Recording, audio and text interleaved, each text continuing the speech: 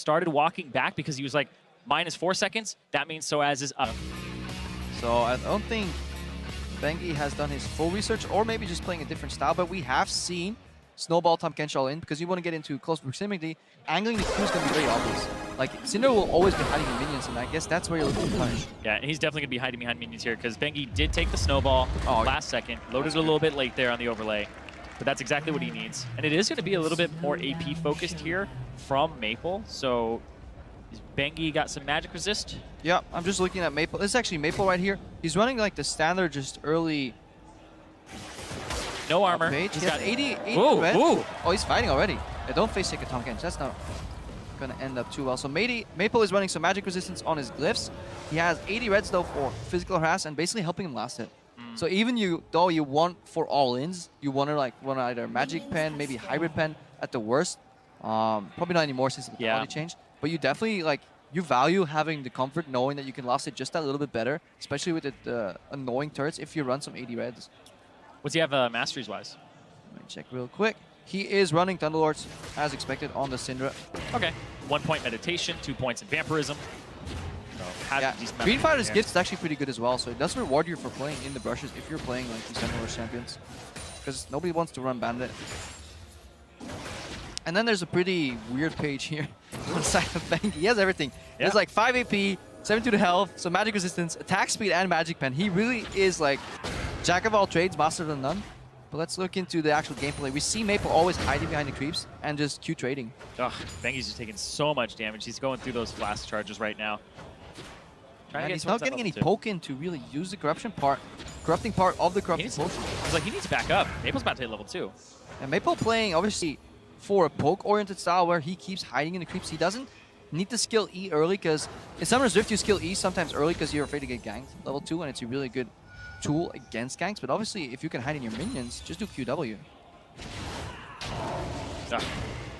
Makes him miss that one too. That's a good trading pattern. You always slow him with the W, guaranteeing your Q can hit.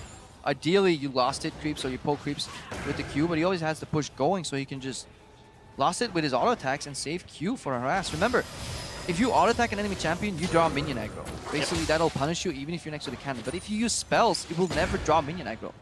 That was actually something that I'm embarrassed to admit I had learned a lot later than I should have. Because I was a jungler, and when I started playing top lane, I had no idea.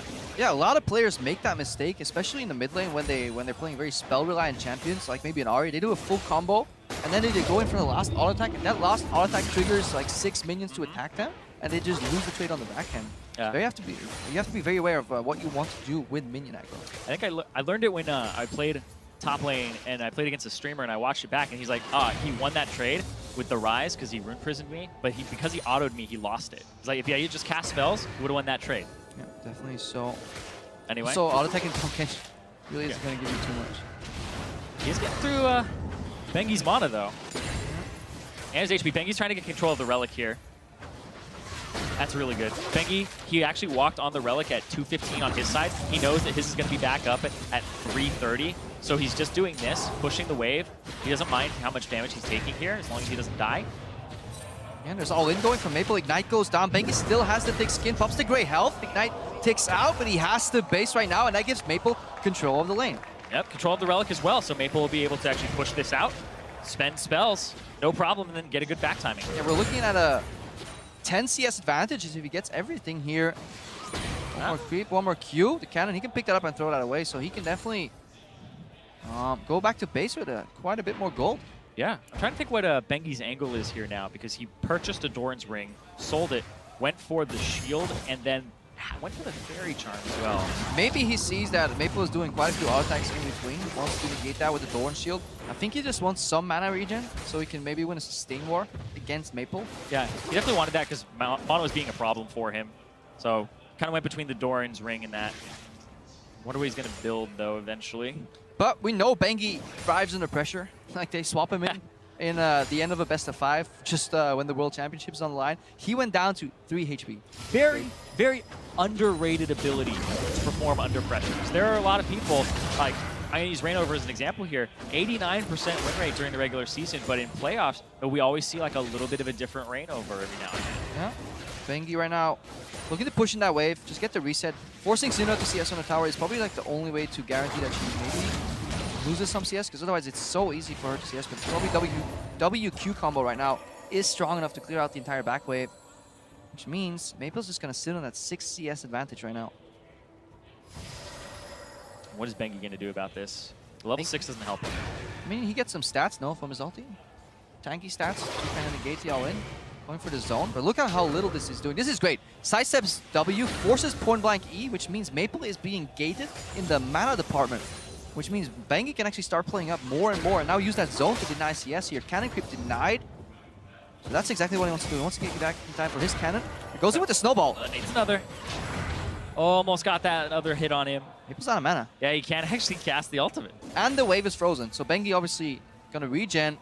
If he get 2 shrines, he actually doesn't cast the base, because these guys based on 33 PS. Oh, good cancel.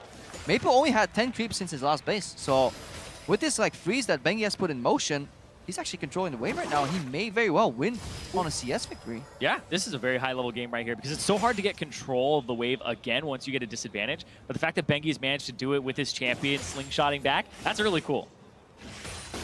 Now, just push in and reset anyways, because he wants the back. Definitely will have a bit more gold. There's a couple components for Maple, but Maple's style will probably have to shift into an all-in oriented style. Well, if you play a sustained war against this Tahm Kench that now has health regen and mana regen, I don't really see you winning. Especially since it costs you so Maple, much. Wrong order. Misses with his E and then sweeps. Yeah. Oh, Bengin can actually get, he leveled his ultimate. You can get back faster with your ultimate if you want to use it. I wonder how he'll actually use it if he is ever going to. I mean, he could do it from Brush, honestly. Get behind the Syndra. It's another gap closing tool. It's all about proximity. Definitely also doesn't need to rush because the wave was fast pushed by Maple here for the reset. Gobbles that one out to prevent the reset as well. Wants to fight out on the range creeps as he gets the cannon last hit maybe. Different. That's the thing. He's not used to it. It takes 1 hit. Usually it takes 2, but it takes 1 turret shot, 1 auto on ranged, and then on the melees it takes 1 turret shot and 2 auto attacks from you. If it takes 2 turret shots, it dies. Yeah, at least, yeah.